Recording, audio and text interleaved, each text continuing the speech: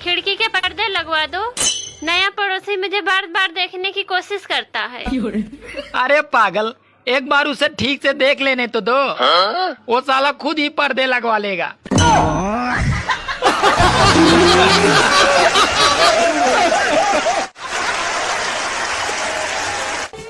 सुनो, हाँ? अगर मैं इतना खराब हूँ तो तुम मेरे लिए करवा चौथ का व्रत क्यों रखती हो? बड़े चालाक बनते हो। अरे मैं तुम्हें इतना सुधारने के बाद दूसरे को क्यों पूजने दूं?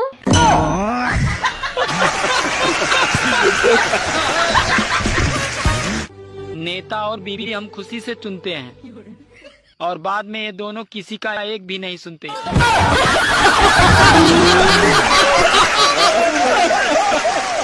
मैं दिल्ली मेट्रो में बैठा था, एक लड़की बगल में खड़ी थी।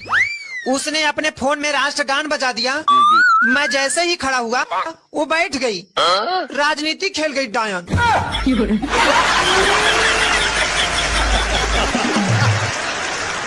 सिंगल भी दुखी, रिलेशनशिप वाले भी दुखी और शादीशुदा तो दुखी है ही। तो फिर ये सारा जिंदगी के मजे कौन ले रहा है?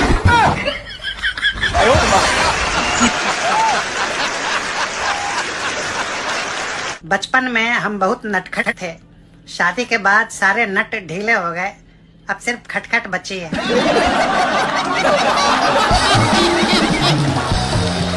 औरतों का 5 मिनट में तैयार होना और मर्दों का 5 मिनट में पहुंच रहा हूँ, ये दोनों पर विश्वास नहीं करना चाहिए। सुनो जी, आपको एक बात बताऊं?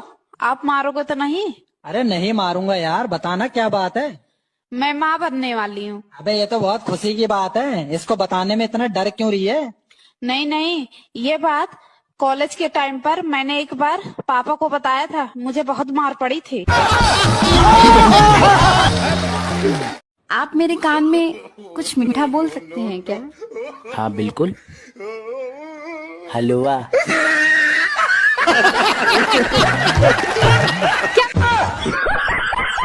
ऐसी कौन सी जगह है जहाँ पर अमीर हो या गरीब दोनों को कटोरा लेकर खड़ा होना पड़ता है पानी पूरी की दुकान पर? ऐसी कौन सी चीज है जो आज है तो कल नहीं, कल है तो परसों नहीं, परसों है तो अगले दिन नहीं? डेट, तारीख। ऐसा क्या है जो दूसरों को खाना खिलाता है पर खुद नहीं खाता? चम्मच। कौन सी चीज है जिसे सब सोने से पहले निकाल कर सोते हैं? जूते, चप्पल। भारतीय क्रिकेट खिलाड़ी की टी शर्ट का नंबर कैसे तैयार होता है? अपने आप चुनते हैं। ऐसी क्या चीज है जिसे बनाने से पहले तोड़ना पड़ता है? अंडा ऑमलेट बनाते वक्त। ऐसी क्या चीज है जो हमेशा बढ़ती है कभी घटती नहीं? आपकी उम्र। ऐसी क्या चीज है जो रोशनी में आपका पीछा नहीं छोड़ती? आपकी परछाई। टीपू सुल्तान किस युद्ध में शहीद हुआ था? अपने आखिरी युद्ध में। अगर गुप्ता जी के आंगन में शर्मा जी की मुर्गी ने अंडा दे दिया तो अंडा किसका होगा? अंडा ना तो शर्मा जी का होगा ना ही गुप्ता जी का, अंडा तो सिर्फ मुर्गी का।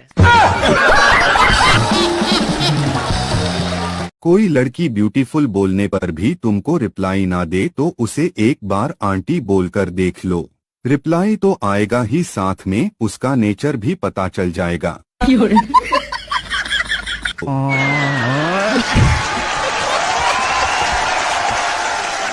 मैं तो अद्भुत ही कभी हूँ, क्लास में अध्यापक है, बोले कौन बेवकूफ है खड़ा हो जाओ, तो मैं ही खड़ा हो गया।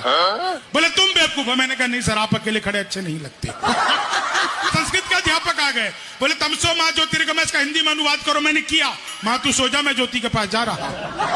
हिंदी के अध्यापक आ गए, बोले आमंत्रण और निमंत्रण में क्या फर्क है?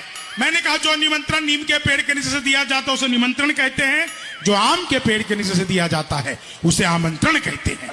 मैं सच बता रहा हूं, वो गणित वाले आ गए, बोले मैंने तुम्हारे पिताजी को 2000 रुपए 6% ब्याज पर 10 दिन के लिए दिए, तो 10 दिन बाद कितना लौटाएंगे? मैंने कहा वो नहीं लौटाएंगे। बोले क्यों, तुम्हारे पिताजी गणित नहीं जानते? मैंने कहा जी आप मेरे पिताजी को नहीं जानते, आज तक एक का नहीं लौटाया। वो गणित वाला फिर आ गया, बोले एक्स की वैल्यू बताओ। मैंने कहा जो हमें छोड़कर चली गई हमारी नजरों में उसकी कोई वैल्यू नहीं।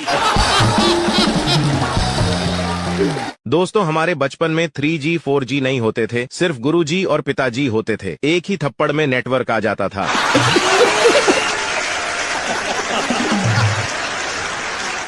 Yes police station. मेरे पति 4 दिन पहले आलू गोभी लेने गए थे, अभी तक वापस नहीं आए हैं। अरे तो मैडम और कोई सब्जी बना लो, ये आलू गोभी बनाना ही जरूरी है। जितने गिरे हुए लोग मिले हैं, उतने गिरे हुए अगर पैसे मिल जाते तो आज मेरा अमेरिका में फ्लैट होता।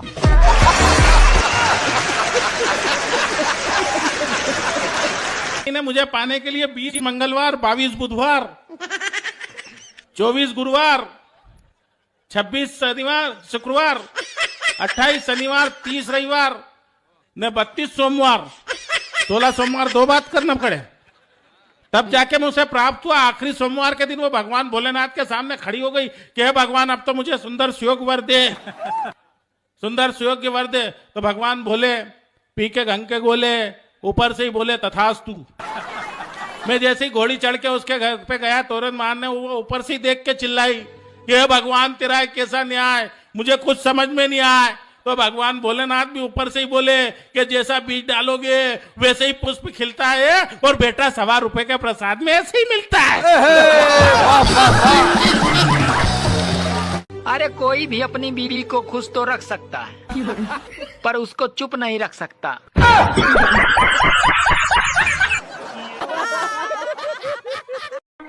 तेरे हाथ में जो कागज है ना, वो मेरे हवाले कर दे। क्यों? ये तेरे मरे हुए बाप का वसीयतनामा है जो तुझे दे दूं। चल रास्ते से हट जा, वरना टेंशन देगा ना तो एक्शन हो जाएगा।